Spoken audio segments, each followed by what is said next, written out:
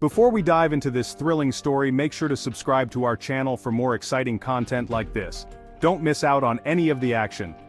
Tom, a janitor with exceptional intelligence, realized that dirty floors could cause sickness, so he took on the responsibility of keeping them clean.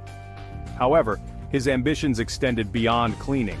He also planned to rob a bank on the side. Tom's problem-solving skills were extraordinary, and during his school days he created a plan that resolved the Mexican oil spill crisis, gaining the attention of the world's largest oil companies. They competed to hire him, offering executive positions and a $400,000 annual salary. Despite these offers, Tom turned them down and accepted a job from Walter Moreland in Spain.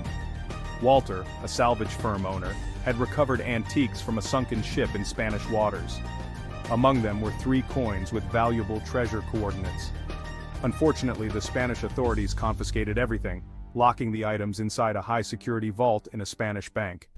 Walter needed Tom's brainpower to crack this vault, which had remained unbreached for over 80 years. Tom joined Walter's team, which included Lorraine, Walter's adopted daughter and master impersonator, Klaus the hacker, James, an ex-soldier, and Simon, who handled logistics.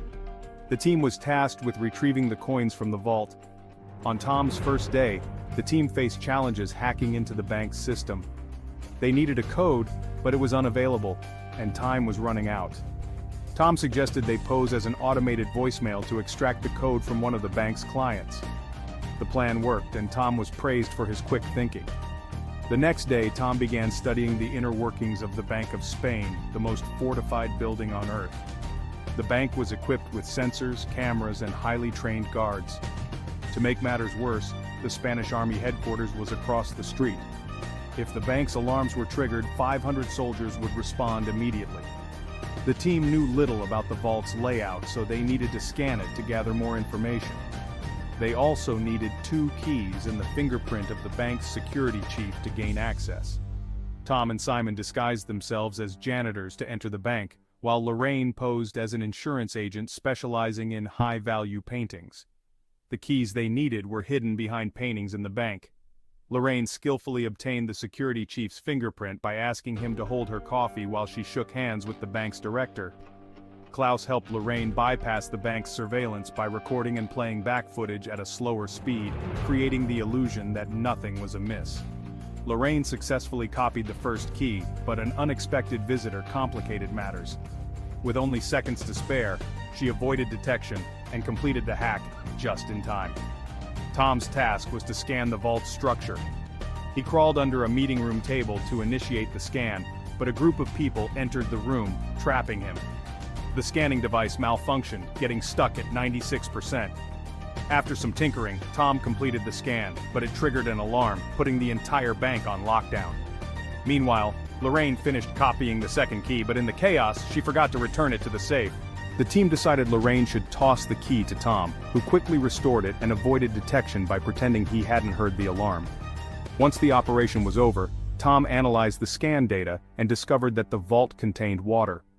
The vault was designed to flood if the weight inside changed when opened, making it crucial to maintain a constant balance.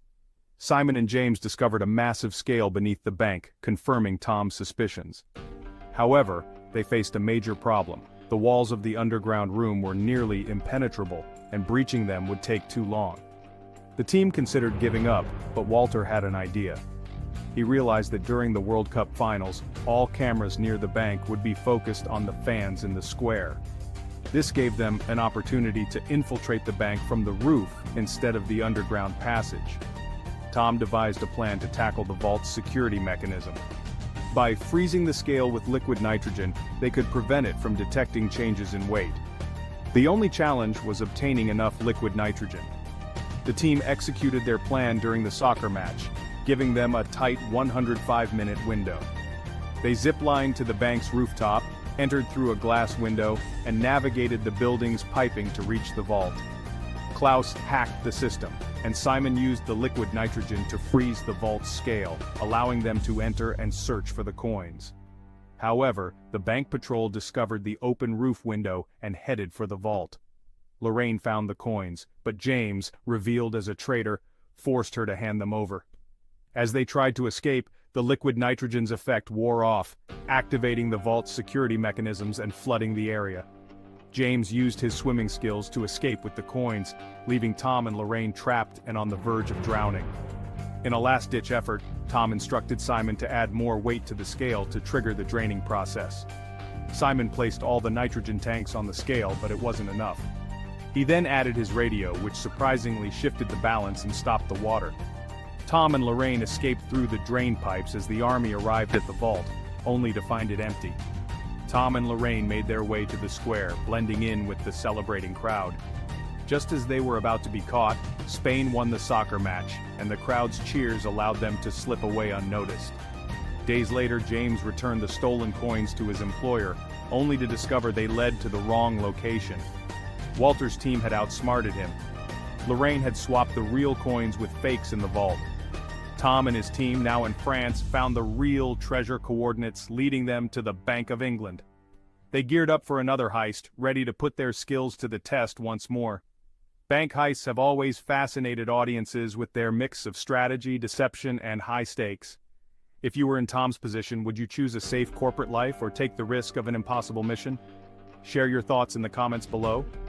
And don't forget to subscribe, like, and hit the bell for more thrilling stories like this one.